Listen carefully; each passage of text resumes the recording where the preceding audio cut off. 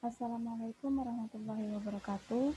Kami dari kelompok 5 yang beranggotakan Miftah Hujana, Monika Dwi Pratama, Yulfi Anggriani, Siti Rohima, Riki Okijalita, dan Putri Aprilia.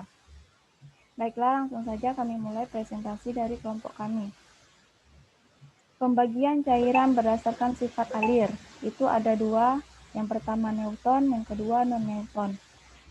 Newton, suatu zat dikatakan dalam sistem Newton jika tunduk pada hukum Newton tentang aliran. Hukum 1 Newton menyebutkan bahwa kenaikan gaya gesek menyebabkan kenaikan kecepatan geser yang proporsional atau sebanding atau berbanding lurus. Yang kedua, non-Newton.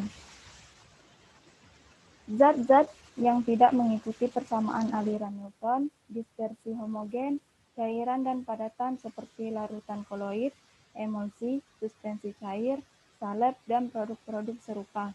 Jika bahan non-Newton dianalisis, dalam suatu konsistensi menggambarkan adanya 3 kelas aliran, yaitu plastis, pseudoplastis, dan dilatan.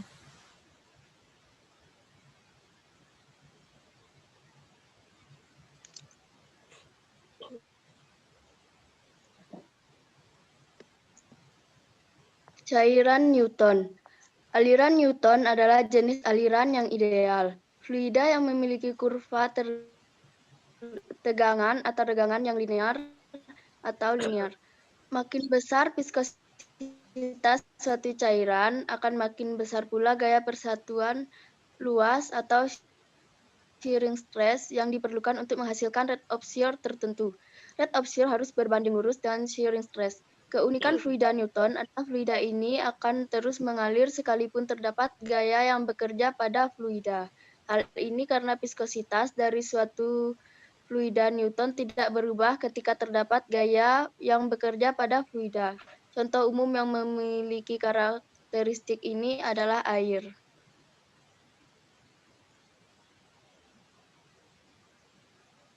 Selanjutnya, cairan non-Newton adalah fluida yang tidak mengikuti hukum viskositas Newton, memiliki viskositas variabel.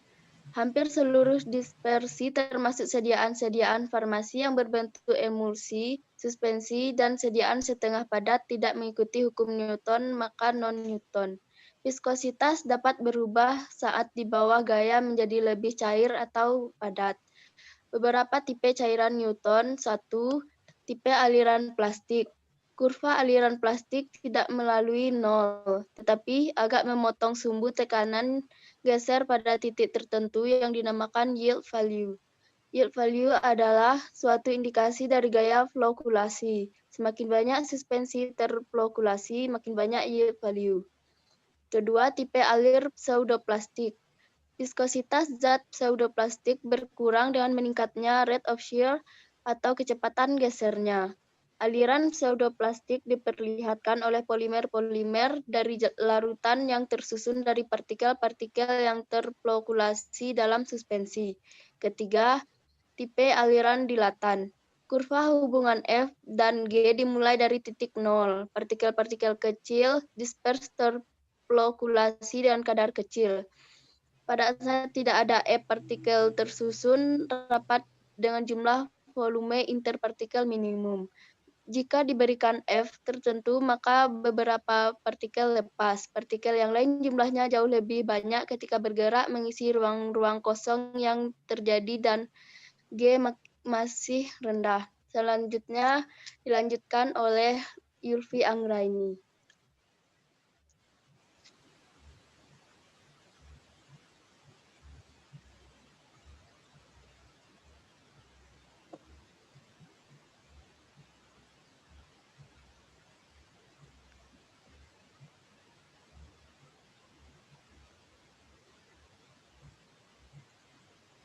Kepada Yulfi dipersilahkan.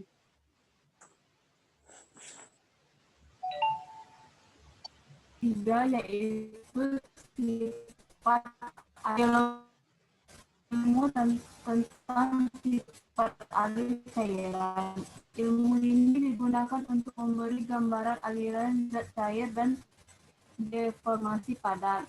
Viskositas adalah suatu kenyataan panahan dari suatu cairan untuk mengalir. Prinsip-prinsip dasar biologi digunakan dalam penyelidikan cinta, berbagai adonan bahan-bahan untuk pembangunan jalan, kosmetik, dan lain sebagainya.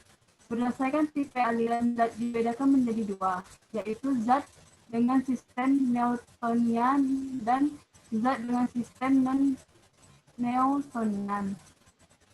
Reologi meliputi campuran dan aliran dari bahan, pemasukan bahan ke dalam wadah, pemindahan sebelum digunakan apakah dicapai dengan penggunaan dari botol, pengeluaran dari tube atau pelewatan dari jarum suntik.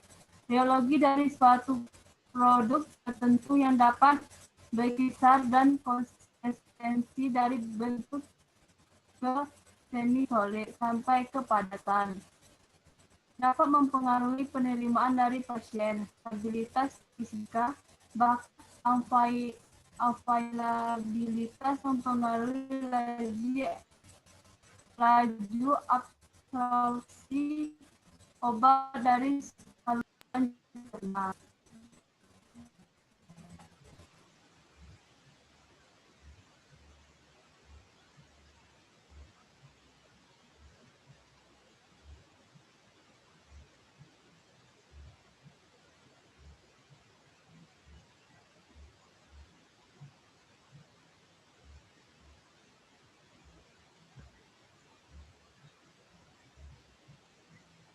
Selanjutnya, cara menentukan viskositas menggunakan alat yang dinamakan viskometer.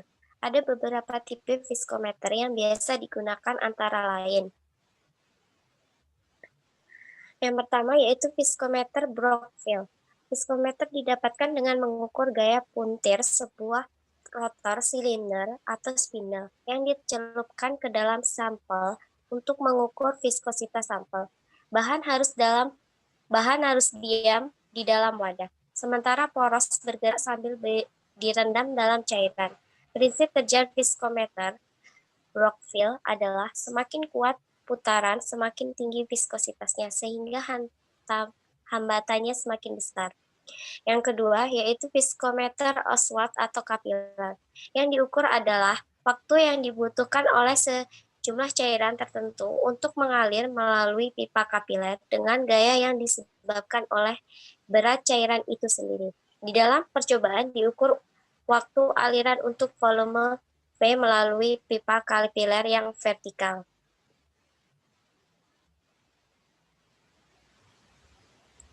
Yang ketiga yaitu viskometer Hopler. Yang diukur adalah waktu yang diperlukan oleh sebuah bola untuk melewati cairan pada jarak atau tinggi tertentu. Kecepatan maksimum akan dicapai jika gaya gravitasi sama dengan gaya tahan medium.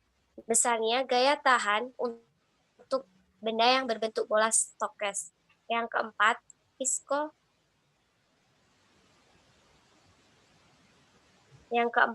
viskometer cup dan bob. Prinsip kerjanya sampel digeser dalam ruangan antar dinding luar dari bob dan dinding dalam dari cup di mana bob masuk persis di tengah-tengah. Yang kelima, viskometer cone dan plate. Sampel ditempatkan di tengah papan, kemudian dinaikkan hingga posisi di bawah kerucut. Kerucut digerakkan oleh motor dan sampel digeser dalam ruang semi-transparan yang diam dan kemudian kerucut yang berputar.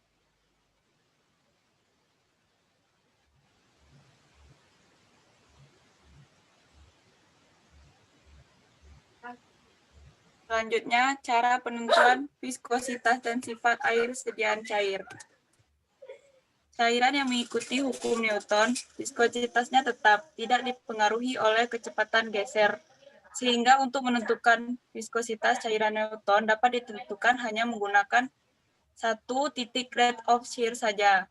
Viskositas cairan non-Newton bervariasi pada setiap rate of shear, sehingga untuk mengetahui sifat alirannya harus dilakukan pengamatan pada berbagai rate of shear. Nilai viskositas dinyatakan dalam viskositas spesifik kinematik, dan intrinsik. Viskositas spesifik ditentukan dengan membandingkan secara langsung kecepatan aliran suatu larutan dengan pelarutnya. Viskositas kinematik diperoleh dengan memperhitungkan densitas larutan. Untuk penentuan viskositas larutan polimer, viskometer kapiler yang paling tepat adalah viskometer Umbelohde.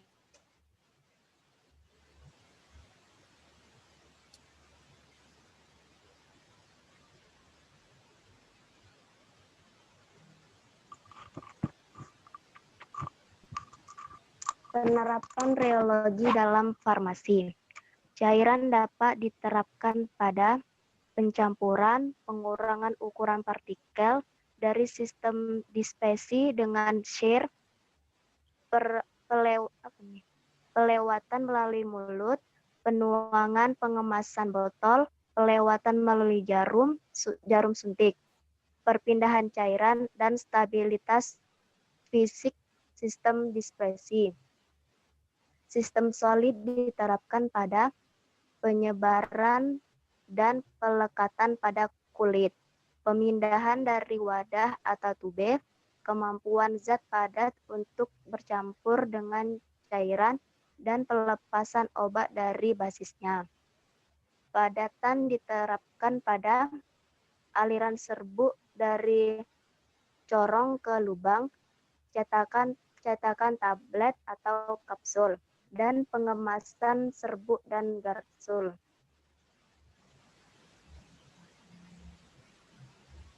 Baiklah, itulah presentasi dari kelompok kami. Lebih dan kurangnya kami mohon maaf. Saya akhiri. Wassalamualaikum warahmatullahi wabarakatuh.